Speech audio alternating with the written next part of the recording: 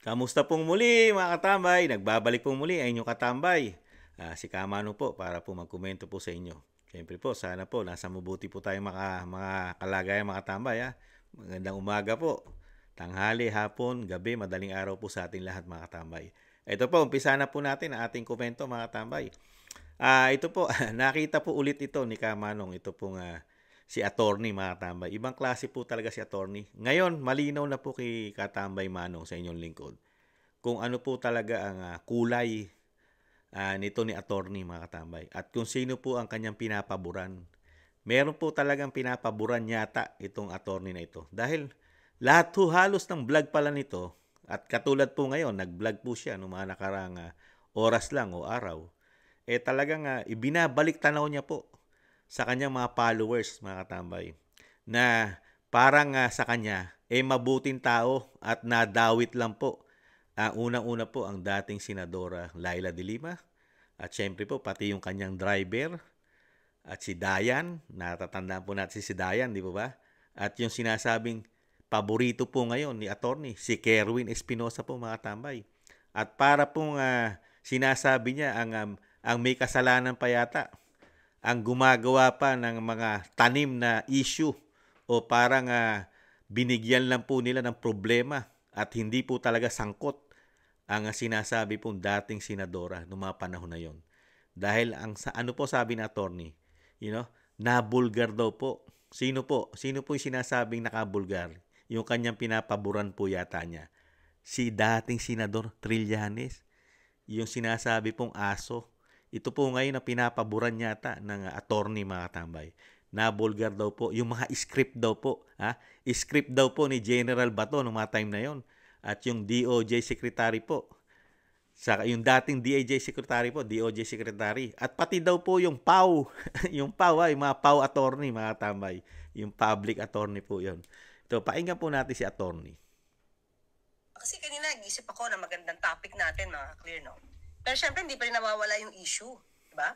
Tungkol sa mga binanggit, itong si Kerwin Espinosa, yung kanyang mga revelation, sa Senate, sa Quadcom hearing. So, meron akong nakitang isang video, matagal na to. Pero, tingnan natin, yung mga kilos, Kasi ito ay patungkol dun sa, baka napanood yun na rin to Kaya lang i-analyze natin, yung mga tanong ni Senator Trillanes dito kay Kerwin, kay Dayan, kay Dayan. Tapos makikita mo itong si Kerwin, si Dayan pala is represented siya ng PAW. So tingnan natin, kasi nakita ko kasi attorney something PAW. So nakita ko kasi may mga bulong-bulungan. Kaya gusto kong maipakita sa inyo, 'di ba? I-analyze natin ano kaya yung nangyayari noong mga oras na yon, especially na nalaman natin kay Kerwin na di umano ay siya'y pinilit. Diba? Sinasabi niya, yung di umano raw na pinilit, di umano si Kerwin. At ngayon, bibigyan niya po ng analyst yung mga mapapansin daw po niya. Yung mga kilos, galaw, mga katambay. Dito po, pati kasama po ang mga abogado po ng PAW, ng public attorney po natin ito sa ating gobyerno, di ba? At yung mga kilos din po nila Bato at ni Kerwin, mga katambay. At yung driver po ni Dilima, mga katambay. Di ba? Si Dayan, yung sinasabi po nga mismo, di ba? Natuklasan natin noong mga panahon na yon na yung driver po, bodyguard ni dating Senadora Laila de Lima, di ba? Yung sinasabi, pumutok po nga yung issue na mahilig sa saging na saba. Dahil mismo daw po yung driver, nagiging kalaguyo po ng senadora, mga tambay. At yung driver po may pamilya, mga tambay, may pamilya, hindi po binata. Pero, ang attorney po ay talagang mas may kinikilingan po yata mga katambay. Nagtatanong lang po. Pakinggan po natin. Di umano siya, di umano siya, na magturo. Diba? Na magturo. Sige, pakita ko muna to sa inyo mga ka-clear Pakita ko muna sa inyo itong video na ito. Okay.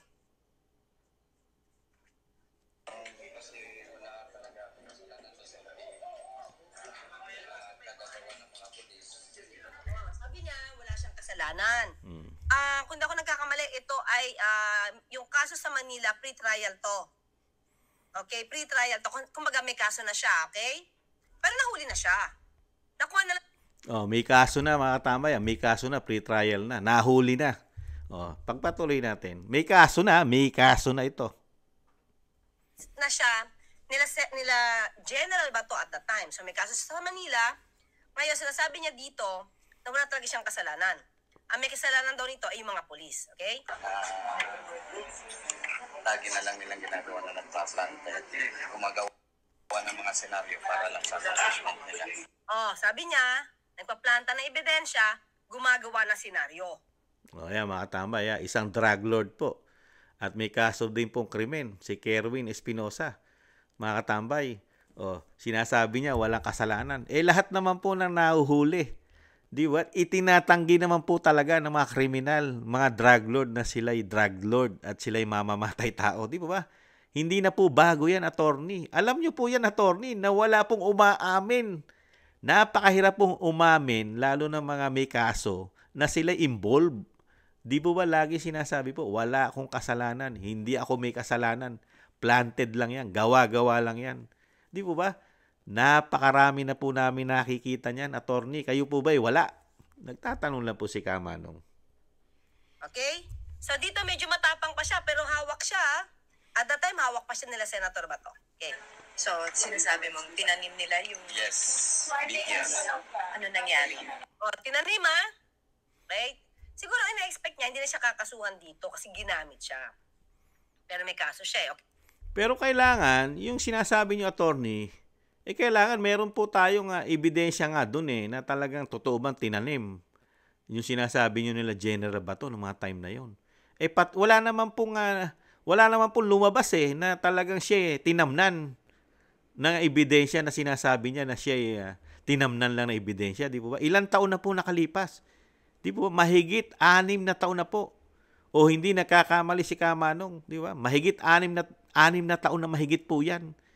Pero wala pong isinampa na kaso para sabihin ni Kerwin na siya ay nagsampa naman ng kaso sa PNP, na siya ay tinamnan lang ng mga ebidensya. Tinamnan lang, gawa-gawa. Di ba? Wala po Maliban lang po ngayon na ibinabalik tanaw po ni attorney, ibinabalik tanaw niya na parang si Kerwin po, walang kasalanan po yata sa kanya. Parang nadawit lang. Tinamnan lang po ng kaso ang Kerwin at malinis sa tao yata ang tingin dito ni attorney. Komento lang na inyong lingkod. Kasi paano mo makasuhan ng isang tao na wala sa isang lugar? Nandun ako sa ibang bansa, bakit nila ako kinailan ng kaso? Dito may punto siya dito. May punto siya dito. Kasi ang sabi niya, di ba ang kinasa sa kanya yung mga illegal possession of firearms, tapos di ba may nakuha doon ng mga illegal na white powdery substance. So, may punto siya dito kasi wala siya sa Pilipinas Nasa ibang bansa siya. So, ano na po nangyari doon si attorney? Kung wala pala siya sa Pilipinas, ano na po nangyari doon? Yan po ba'y gumugulong pa po ba sa korte yan? Sana po marinig po namin sa inyo na yan po nasa korte po yan. Ano po nangyari dyan? Yung sinasabi ni Kerwin na siya ay nasa ibang bansa. Kailangan po kasi, yan po i-counter niya po yan Dahil dyan po magbe-base po ang korte kung may katotohanan po na siya ay nasa ibang bansa noong mga time na yon. Na sinasabi din po ninyo na nahulihan po siya ng mga illegal na baril at meron pang mga powder. Di po ba? Kaya tingnan po natin kung papaliwanag po ni attorney na meron pong usapin o ano nangyari o na pawalang sala ba si Kerwin doon sa sinasabi niya siya nasa abroad. Tingnan po natin yung komento niya kung may mababanggit po si attorney. Masasabi na nagkukumit siya ng crime, kung may nakita man doon sa bahay nila, sa bahay ata ng tatay niya yun paano siya kakasuhan ng illegal possession kung yung mga baril nandoon at wala siya? May point siya doon Okay. Pwede conduct an operation. Wala ako doon. Tapos dinamay nila ako sa kaso. Yun, di ba? Dinamay siya sa kaso. Pero nung naghalungkat, ang grupo, nitong sila Marcos, nagkaroon ng search warrant, wala sila. Wala siya. Actually, wala siya. Okay? Pati yung tatay yata niya wala na eh. Ay, wala ko sounds? Oh, pati ba tatay wala rin doon? Attorney, parang lumalabas po sa investigasyon nyo ngayon sa amin, talagang wala po pala kasalanan ito, lalo ito si Kerwin. Wala po pala itong kasalanan, involvement sa mga baril at droga. Hindi po pala ito drug lord. Mga tambay. Pakinggan natin. Si attorney, talagang bilib ako kay attorney. Talagang Ako? pang-addictus yata si Bakit attorney. meron pa ako dito? Wait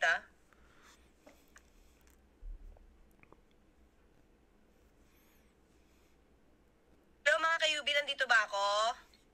Okay ba ang audio ko? Malakas attorney. Shout out daw. Clear Teka and lang, loud. Kabungi.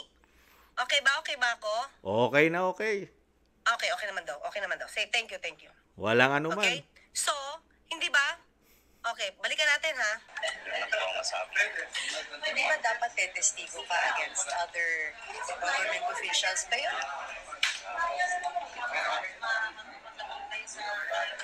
May ganun bang usapan?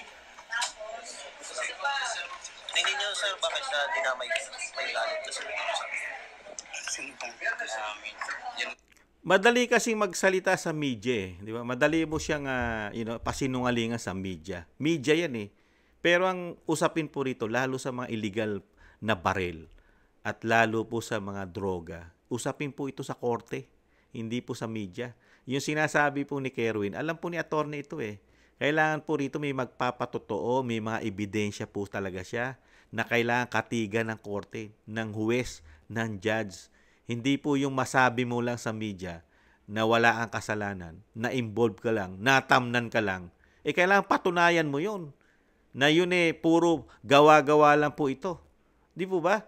Pero wala pong pumutok eh. Hindi po pumutok na wala po siyang, hindi po siya nag-counter ng kaso dito sa mga nagtanim sa kanya. Di po ba? Pero pagdating dito kay attorney, puro yung salita lang po ang iniimbestigahan niya eh. Yung puro si Kerwin lang po ang topic ni attorney. Pero hindi niya po binibigyan ng topic. Yung taong gobyerno naman. Yung taong gobyerno na napakalala ng problema natin sa droga. Kaya po sa nakikita ni Kamanong, mas pumapabor po yata si attorney sa mga involved. Yung mga involved po sa droga, mga katambay. Nagtatanong lang po. Attorney kaya ito, mga katambay? Hindi kaya attorney ito ng mga drug lord? Nagtatanong lang po. Hindi naman masama magtanong. Thank you, girl. Takot na siya. Doon na tayo. Ang ganda lang tayo. Paumpisa pa lang yan. So, dito tayo ngayon. Sabi ko, di ba, meron kasi ditong tanungan. Tignan natin yung mga tao sa paligid, ha? Okay, pasa ko na sa inyo. Pakita ko na. Yan, nakita niyo po, nagbabase na naman siya mga katambay. Tingnan daw natin yung mga tao sa paligid, mga katambay. Nagbabase na naman si attorney sa paligid. Tingnan natin. Ang una ko itatanong is si Mr. Kerwin Espinosa. Okay. Mga ka-clear, nakikita niyo ba? Yan, nakita niyo po si Espinosa sa Ito si Hidayan. Dayan. Opo. Kita niyo yung pangalan. Pau yan, no? Yung katabi niya, dalawang lawyer. Kita niyo? Ito, Pau. Katabi ni Dayan. Yung tabi daw, Pero dalawang nakikita mo lawyer yung daw po puluhan. yun. Ng So, PAW. sa akin lang, ha? Sa akin lang. Mas maganda rin siguro maimbestigahan to, eh. Diba? O yan, abogado po kayo, attorney. Umpisahan nyo na pong imbestigahan yan bago po kayo mag-vlog. Kasi binablog nyo na po, attorney. Kailangan pa pala ng investigasyon. Pero dito sa vlog nyo, may conclusion na po kayo na may anomalya pong nangyari. Lalo po sa nung panahon po ni General Bato. At ito pong PAW. Pero sa inyo, kailangan pa pala imbestigahan dahil abogado po kayo eh. Pero dito po sa mga followers nyo, attorney, para pong may kinilingan kayo agad pero wala pa kayong investigasyon. Nagtatanong lang po, kailan po kaya ninyo iimbestigahan ito, attorney? Saka nyo po i-vlog.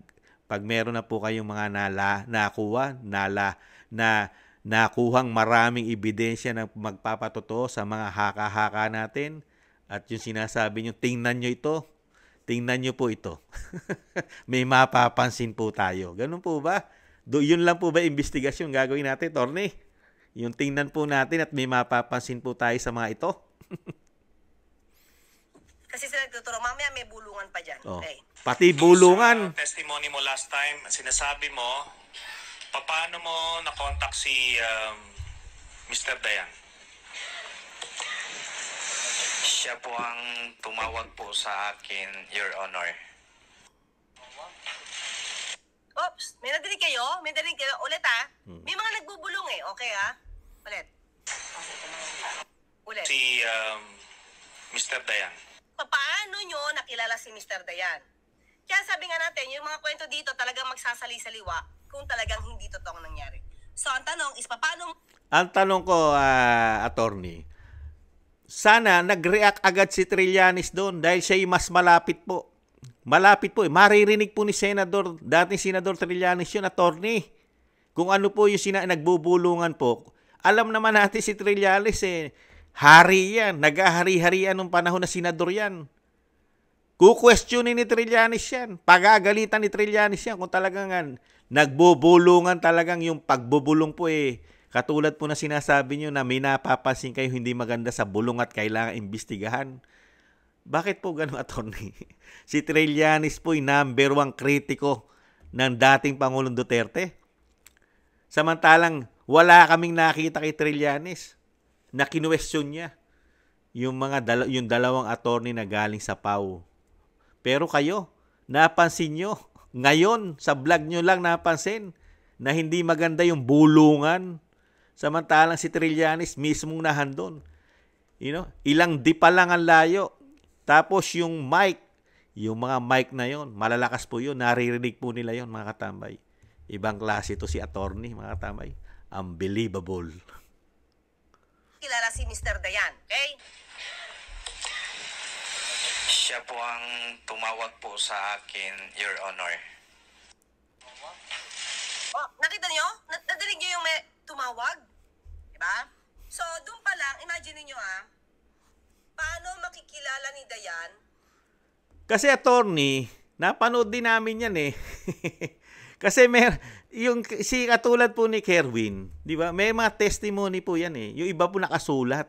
Nakasulat po kasi meron po kasi yung pinirmahan po yan, di po ba? Kasi pagka ikaw isang akusado, di ba? Tapos magte-testimony ka, testimony po sa mga ganitong hearing. Di po ba? Yung iba nga po binabasa eh. Di ba napansin sa mga hearing ni Risa Hontiveros? Binabasa po nila yung testimony nila. May pirmado po nila yon. Pirmado nila yung testimony po na yon. Di po ba, attorney? Alam nyo po yon. Kaya yung kay Kerwin, para hindi yung tanong po ni Senador Trillanes, para po accurate yung sagot. Kasi nahandun na lahat yung tanong ni Senator Trillanes. At nahandun na rin yung isasagot ni Kerwin. Sa tingin po ni Kamanong, nakasulat na po ron. At yung po, alam ng abogado rin po yon. Kaya binabanggit din po ng mga abogado na yung tanong ni Senador Trillanes, ito po yung sasagot nyo dahil ito po yung pinirmahan nyo na salaysay. Yung mga salaysay, di po ba? Testimony, salaysay nito ni Kerwin. Kaya po sinasabi nung abogado, ayan, tinawagan ka ni Dayan. Kasi nasa salaysay niya yun eh. Di po ba? Kung mali si Kamanong, komentohan nyo po. Birahin nyo si Kamanong, mga katambay. Itinatama ko lang sa aking pananaw. Dahil meron po tayong mga sinumpaang testimony, di po ba? Mga pahayag natin sa korte, ganun din po, di po ba? Pinipirmahan po yan ng mga akusado. Attorney, alam nyo po yan, attorney. Paano makikilala ni Kerwin si Dayan? So, siya ang tumawag. Diba? Sabi niya, si Dayan ang tumawag sa kanya. Sige, tuloy natin. Paano mo siya na-contact?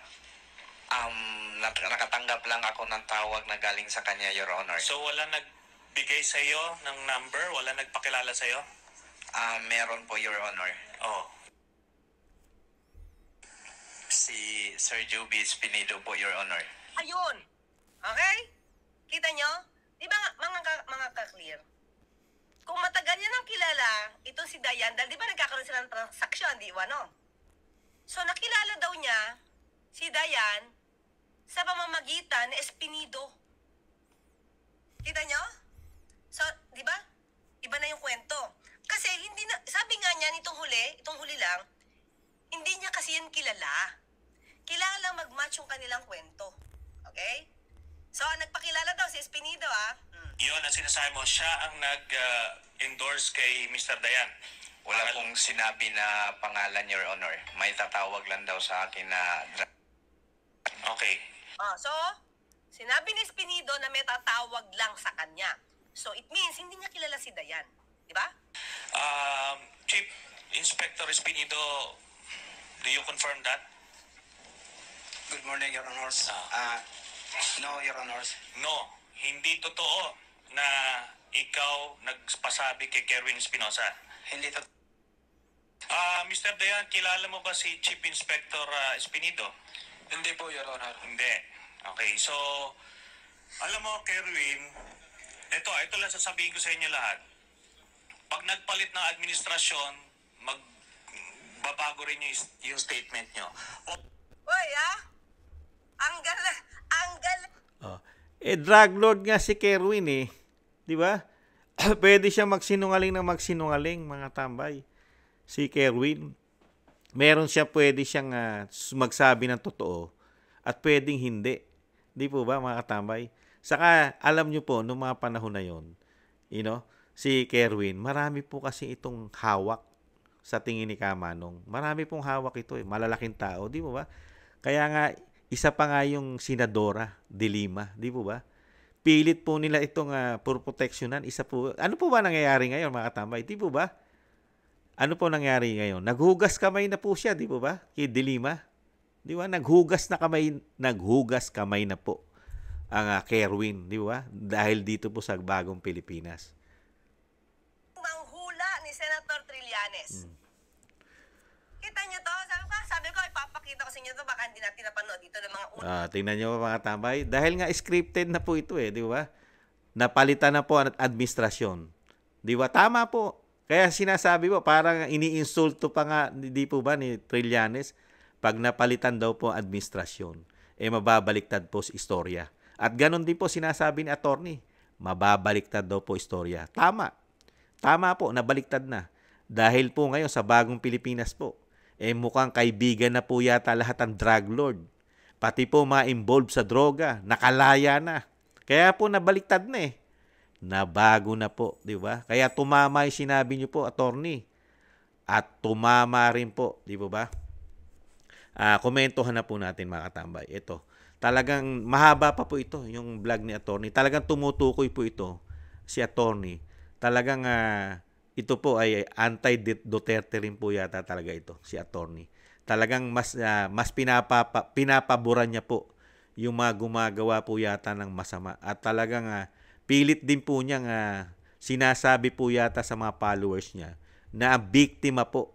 Biktima si Kerwin, biktima si dating Senador de Lima, biktima si Dayan, ang bodyguard, at biktima pa ang maraming involved na general sa droga po nung panahon po ni dating Pangulong Duterte. Yun po ang nakikita po na inyong katambay dito po sa mga followers po ni attorney, mga katambay.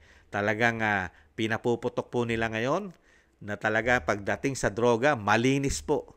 Malinis po, nililinis po nilang pilit ang mga involvement po, lalong-lalo po ng dating senadora. At mismong si Kerwin, si Kerwin po ngayon, pagka pinag-aralan nyo po lahat ng sinabi ni attorney, talagang si Kerwin talagang planted po. Talagang naging planted lang po, gawa-gawa lang daw po ng dating administrasyon ni dating Pangulong Duterte. Kauna-unahan na po si Bato, si Senador Bato po ngayon, na dating ang PNP chief, mga katambay. Ganito po, mag-analyze po ang ating magaling yatang itong abogado na si Claire, Attorney Claire, mga katambay. Nakita nyo po, sa salita lang ni Trillanes, sa mga kilos, sa mga bulungan, sa mga galaw, meron na pong hatol, hinatulan na po. Nagkasala na po. Hindi na po maganda ang ginawa ng Senador Bato, kasama pa ang mga sinasabing abogado ng PAW.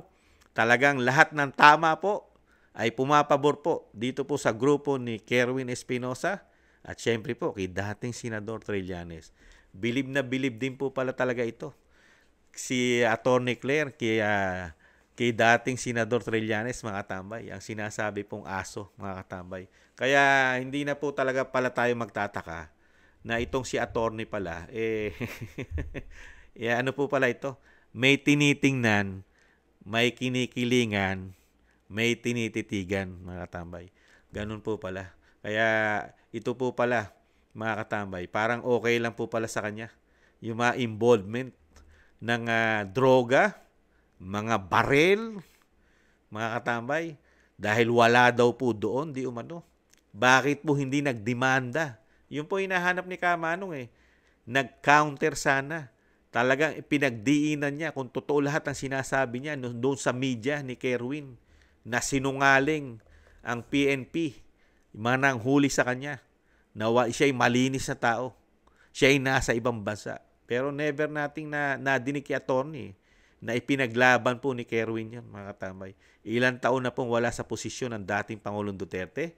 Kaya lang, nung inumpisahan po nilang i-demolition job ang mga Duterte, political harassment, lalo ang Vice President, di ba? Nagkasunod-sunod na po ang nangyari po. Nakalabas na po ang mga drug lord, marami na pong nakalabas, at yung mga nagtatago po sa ibang bansa, nakabalik na rin po. Nakita nyo naman po. Pati po lahat, pati ang mga kaliwang grupo, di po ba nakikita po natin, involved na po at may power na rin po sa bagong Pilipinas po nila, mga katambay. Nagtatanong lang po inyong lingkod. At pati po ang media, pati po ang mainstream media, karamihan po ng mainstream media, talagang nagsasabi po sila agad na talagang pamilya Duterte ay napakaraming kasalanan sa ating bansa, mga katambay. Ganun po ngayon. Mas pinoprotektahan po nila ang masasama yata, ang mga drug lord, ang mga sangkot sa droga. May protection po yata sa institusyon ng Kamara, number 1. At lalong-lalo po yata dito kay attorney. Protektado po yata ni attorney. Ang mga sangkot, ang mga gumagawa yata ng masasama, lalo yung mga drug lord yata. Nagtatanong lang po si Kamanong. Nakakalungkot po. Nakita niyo po, halos lahat ng itinatapik po ngayon ni attorney, puro laban po. Puro may tama, pinatatamaan po ang nakapaligid kay dating Pangulong Duterte, mismo kay dating Pangulong Duterte, lalong-lalo na yung issue po ni Kerwin, mga katambay. Talagang mabenta po kay Attorney Claire, mga katambay. Ito po, mga katambay, ano po ang tingin nyo? Nakita nyo po ngayon, gamit na gamit po at talagang pabor na pabor po kay dating Senador Trillanes po ang Attorney Claire, mga katambay, Castro. Ano po pwede po tayo magkomento, mga katambay. At samahan nyo po si Kamanong sa komento po ni Kamanong dito po sa analyst po ng Attorney Claire kay Senador Trillanes, si Kerwin, kay Dayan, at syempre po sa mga issue po ng droga, mga katambay, at mga illegal na baril. Muli po, mga katambay, maraming salamat po sa naagusto po ng ating Tambayang Makabayan sa YouTube at TikTok. At maraming salamat din po sa mga nagla-like, share, subscribe at mga nagko-comment. Maraming salamat po sa inyo. At sa muli po, mga katambay, ingatan nawa.